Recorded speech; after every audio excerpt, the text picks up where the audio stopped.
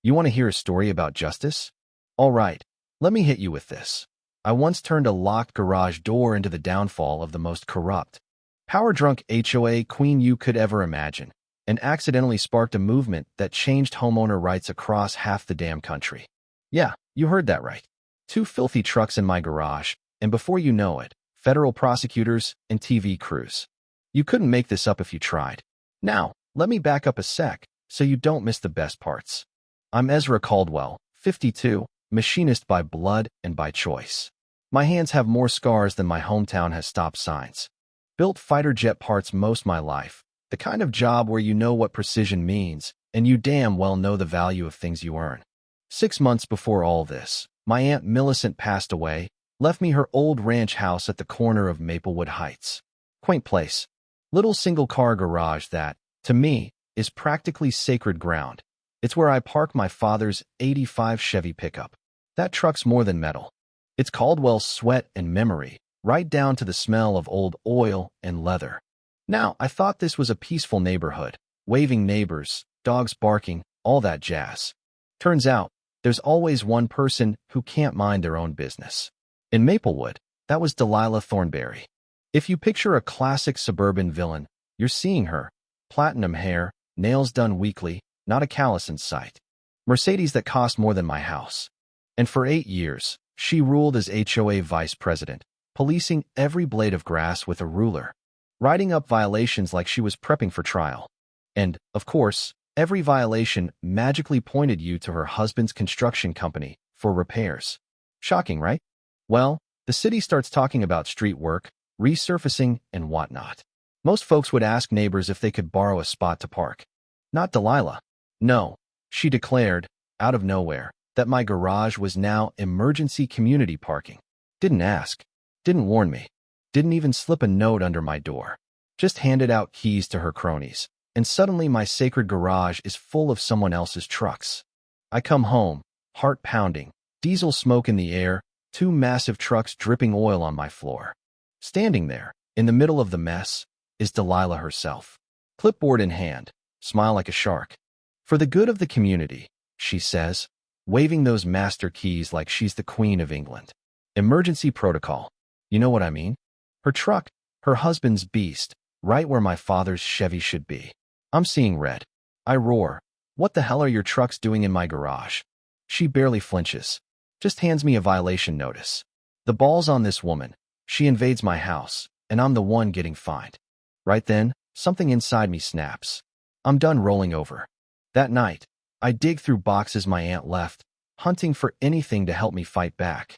Under decades of recipes and Christmas cards, I find this old, yellowed deed, the original 1962 subdivision survey. My hands are shaking as I read it. And suddenly it hits me. The Caldwell property line is 15 feet further than anyone thinks. That's not just my garage. That's part of the community garden, the fountain, the very community center where Delilah throws her little tyrant parties. 60 years of the HOA claiming land that isn't theirs. Think about that. Every fee, every board meeting, every flower planted, all on land that my aunt, and now me, legally own. And all this time, Delilah's been strutting around like she's Queen Midas, while she's basically been staging a palace coup on my property. I sat there, breathing in printer ink and diesel fumes, realizing I had the ammunition to bring her whole castle down. And believe me, I was going to use it. The next morning, I call the cops. Tow truck too, just for flavor.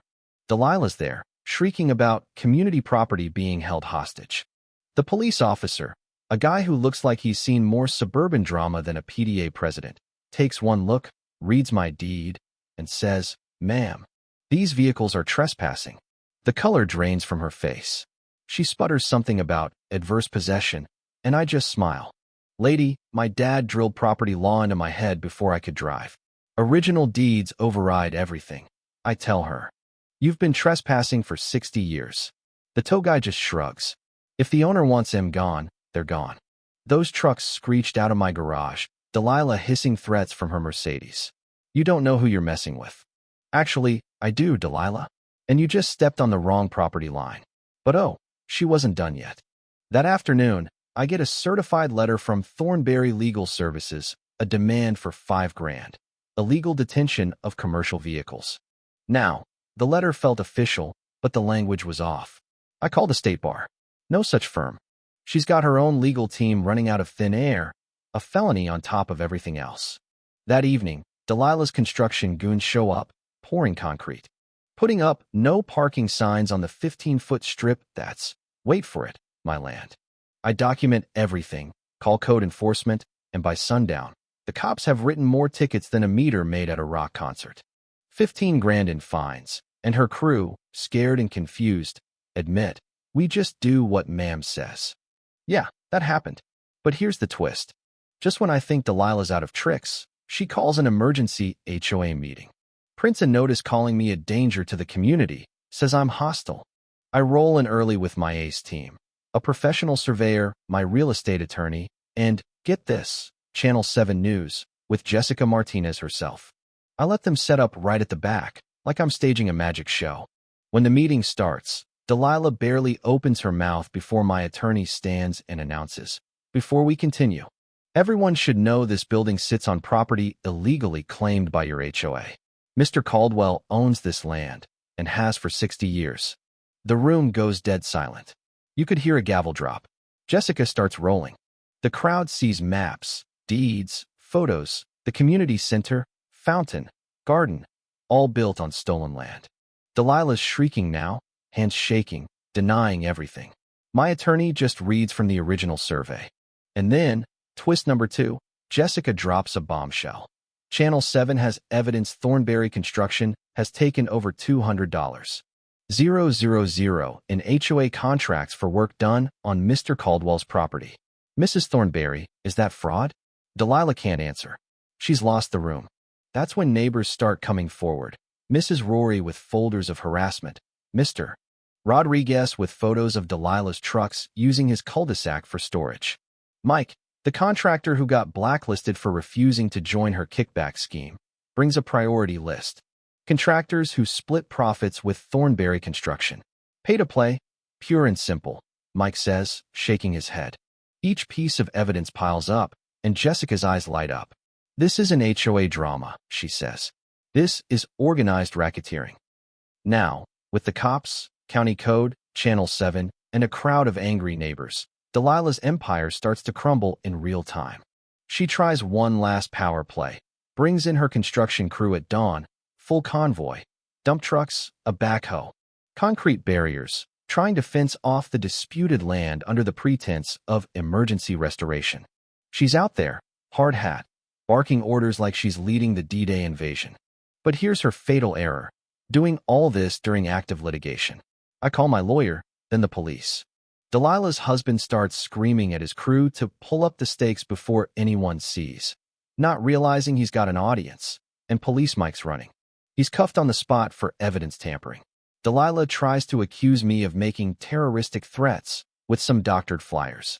The officer takes one look at my security camera footage and at Delilah's pile of fake authority docs and just sighs. Another set of handcuffs click. From there, it snowballs.